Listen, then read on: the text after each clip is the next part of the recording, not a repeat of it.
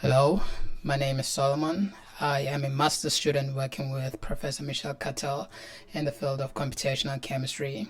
My project focuses on modeling carbohydrates and how they interact with each other in aqueous environments. In particular, I focus on two specific carbohydrates called the glucose molecule and the mannose molecule. From biological experiments, we know that when two cells interact with each other, they are capable of sharing information, and it is this information that they use to decide whether to coalesce together to form multicellular organisms such as tissue. The information that allows these cells to communicate with each other is carried by biomolecules. Specifically on cell surfaces, the molecules are proteins and carbohydrates. There is extensive literature studying protein-protein interactions and protein-carbohydrate interactions. There is also considerable evidence indicating that carbohydrate-carbohydrate interactions mediate cell adhesion and cell recognition events. However, the specific role of carbohydrate-carbohydrate interactions is not well known.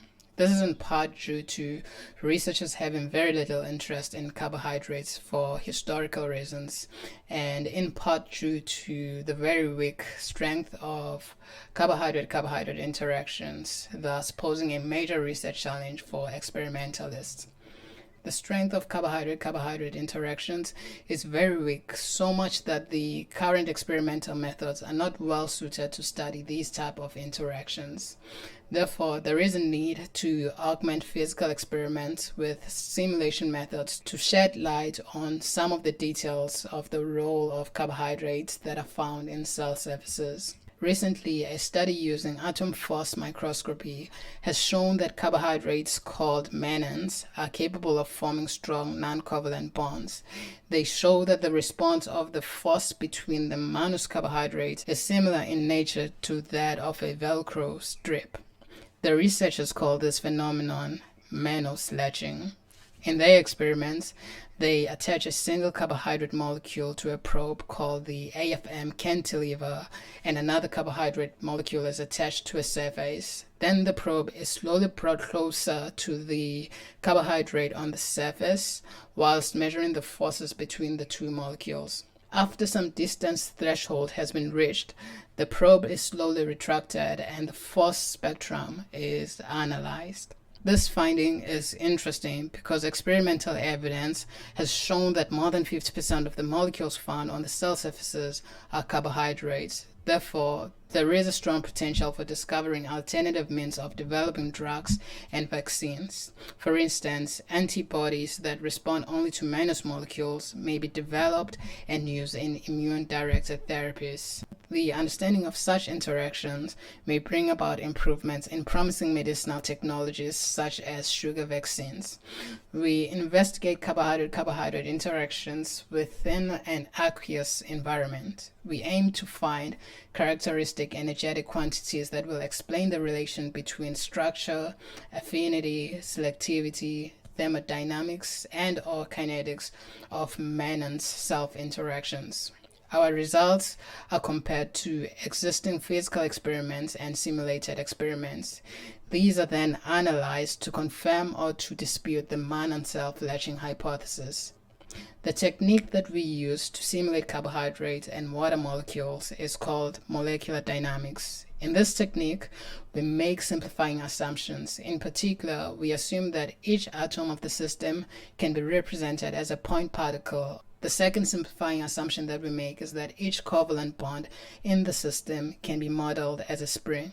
Figure A demonstrates the simplification for two covalently bonded atoms, and their corresponding interaction potential is shown here, where K is the strength of the bond depending on the types of atoms. In figure B, three atoms are bonded together. We have already shown how two atoms bonded together can be represented. The addition of the third atom introduces a new degree of freedom in which the molecule can bend with respect to the middlemost atom. In figure C, we show how an additional atom allows another degree of freedom. This is called the dihedral angle, and it captures the torsion of the middlemost covalent bond. Figure D and Figure E show non-bonded interactions. Specifically, D shows the van der Waals forces and E shows the electrostatic forces. The model that we have described so far is called molecular mechanics and is perfectly viable for a static image of a system. We now introduce time to our system. The derivative of the potential function with respect to distance gives the strength of a Newtonian force. Therefore, we can use Newtonian mechanics to propagate our system in time. This whole process of determining the acceleration, velocity, and position of atoms is called numerical integration. There are many ways of doing this, but this shows the basic idea. An important note here is that we choose the time step of our numerical integration to be smaller than the period of the fastest vibrational motion in our system. In our case, this is the motion of the hydrogen bonded to an oxygen atom. In our experiments, we put 6 carbohydrate molecules in a water box and ran the simulation for 1,000 nanoseconds. This is equivalent to roughly a little over 2 weeks per system. We consider different glycosidic linkages. A glycosidic linkage is a point in which 2 carbohydrate molecules attach together. We are only interested in those that attach through the carbon at index 1 and the carbon at index 2, 3, 4, and 6. In addition to different types of linkages, we investigate how the length affects the strength of the interactions. Moreover, we still have scope to include concentrations of salt ions. In the literature reviews, we found that in vitro experiments indicate that ions facilitate stronger carbohydrate-carbohydrate interactions. This project is still in progress and is expected to end around June or July next year. So far, our results indicate that the model that we use to run the simulations is in agreement with known experimental values. Here, the torsional or dihedral angles of both the hydroxymethyl group and alcohol groups of the carbohydrate molecules show the known conformations. This means that our model is reliable for modeling the functional groups of carbohydrates.